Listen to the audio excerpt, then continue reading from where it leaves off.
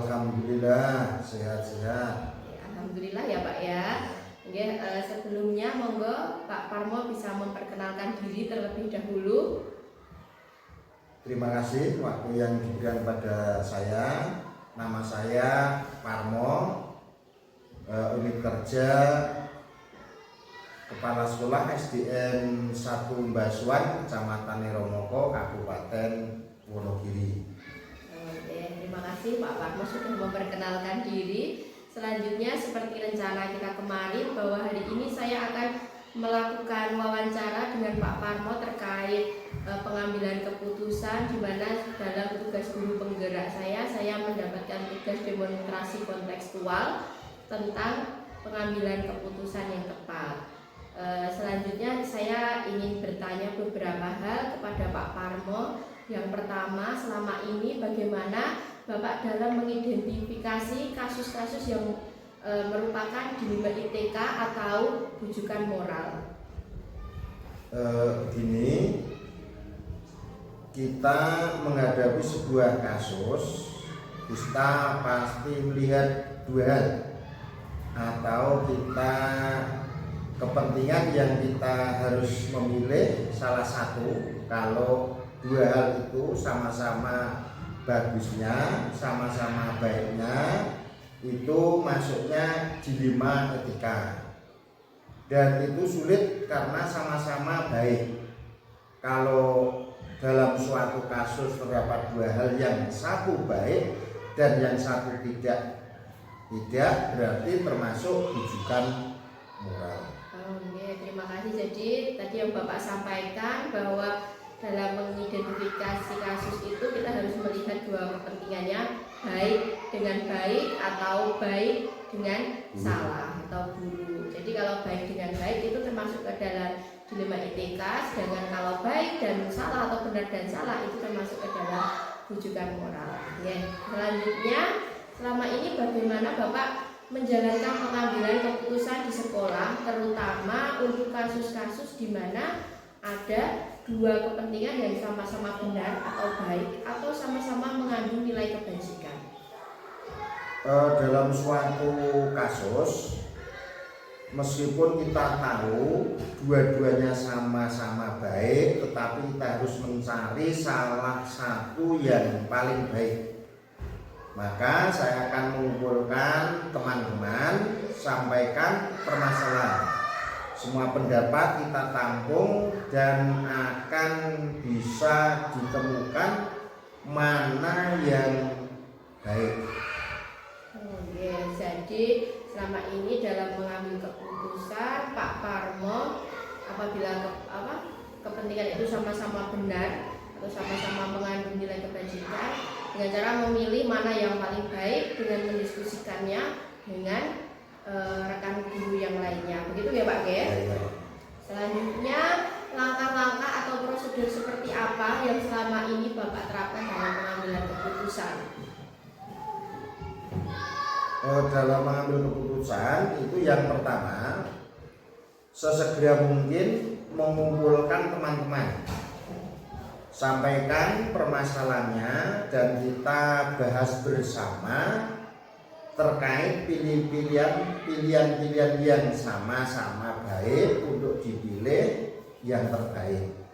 Kita juga harus melihat peraturan yang terkait dengan kasus tersebut. Kemudian kita identifikasi mana kebaikan dari masing-masing kebaikan tersebut.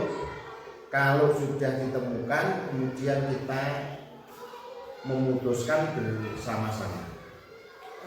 Jadi langkah-langkah prosedur yang Bapak sampaikan tadi hubungannya dengan keputusan bersama, di mana kita menyelesaikan secara bersama-sama, mencari alternatif solusinya secara bersama-sama. Hal ini dilakukan agar tidak ada yang dirugikan ya Pak ya? Tentu saja. Pertanyaan selanjutnya, hal apa saja yang selama ini Bapak anggap efektif dalam pengambilan keputusan pada kasus-kasus dilema etika? Begini, bagaimana saya menyampaikan dasar pertimbangan saya pada semua warga agar semua memahami mengapa saya mengambil pertimbangan seperti ini. Oke, jadi semua pertimbangan yang Bapak miliki Bapak sampaikan kepada seluruh warga sekolah agar mereka bisa paham bahwa pertimbangan ini baiknya apa, buruknya apa, begitu ya Pak ya, untuk didiskusikan lebih lanjut lagi. Ya. Oke, selanjutnya hal-hal apa saja yang selama ini merupakan tantangan dalam pengambilan keputusan pada kasus-kasus dilema etika? Tantangan yaitu memberi pemahaman kepada rekan guru yang terkait pertimbangan yang saya buat, karena apabila rekan guru tidak memahami bersama akan sulit untuk mengambil suatu keputusan. Oke, jadi tantangannya itu ya Pak, kita harus Bapak sebagai kepala sekolah harus bisa memberikan pemahaman-pemahaman agar semua rekan guru yang ada di sekolah bisa paham, sehingga keputusan yang akan diambil pun juga lebih mudah dan tepat, gitu ya Pak.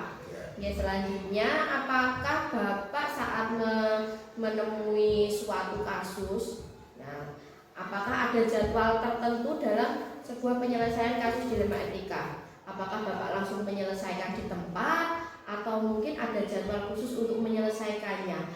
Bentuk atau prosedur seperti apa yang Bapak jalankan selama ini? Selama ini secara spontan saya memahami saat kasus itu muncul ada dua kepentingan yang harus dipilih. Jadi begitu muncul kasus, saya kumpulkan, kemudian pendapat-pendapat ditampung untuk dipilih yang terbaik agar kasus tersebut itu tidak berlarut-larut. Oke, jadi dalam menyelesaikan kasus, setiap ada permasalahan atau kasus, Bapak langsung mengumpulkan untuk membahas bersama, kemudian dicari solusi bersama agar tidak berlarut-larut, ya Pak ya. Karena kasus itu memang kadang suatu masalah itu kalau tidak segera kita selesaikan, maka kadang di belakangnya ada masalah lagi yang timbul, padahal masalah yang pertama belum selesai. Jadi kita harus segera mencari solusinya secepat mungkin. Selanjutnya, adakah seseorang atau faktor yang selama ini mempermudah atau membantu Bapak dalam pengambilan keputusan dalam kasus dilema etika? Tentunya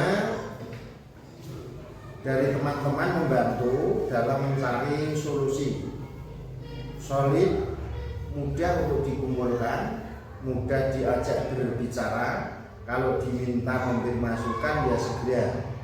Sedangkan yang kedua, apabila sudah diambil keputusan, saya sampaikan pada warga sekolah supaya cepat mendukung, sehingga apa yang menjadi keputusan dari kasus dilema etika itu akan bisa membuat nyaman. Oke, jadi Bapak di sini dalam menyelesaikan sebuah kasus atau permasalahan itu memang membutuhkan kolaborasi dengan rekan-rekan guru lain seluruh warga sekolah agar bisa dipahamkan terkait terkait kebijakan Bapak agar keputusan tersebut bisa diambil sehingga menciptakan kenyamanan bersama, begitu ya Pak ya.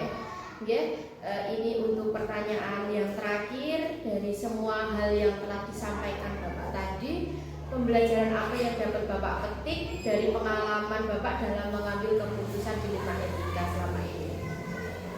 Begini, sebagai manusia kita tidak bisa luput yaitu dari masalah atau dari kasus. Jadi yang bisa kita petik segera mungkin kita selesaikan.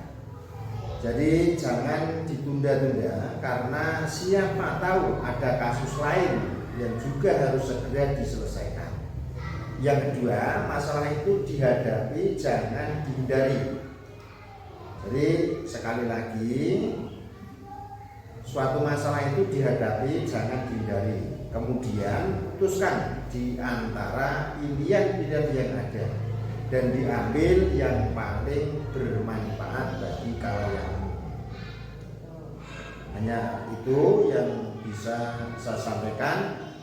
Mohon maaf seandainya kurang puas dalam kami menjawabnya. Oke, jadi tadi pembelajaran yang dapat kita petik yaitu jangan menunda menyelesaikan sebuah kasus, sesegera mungkin harus kita selesaikan bersama ya Pak ya. Dan juga kalau ada sebuah masalah harus kita hadapi bersama, jangan dihindari karena keputusan bersama itu akan lebih bagus atau lebih ideal dan pastinya akan bisa bermanfaat secara bersama-sama, tidak ada satu pihak manapun yang dirugikan. Begitu ya Pak ya?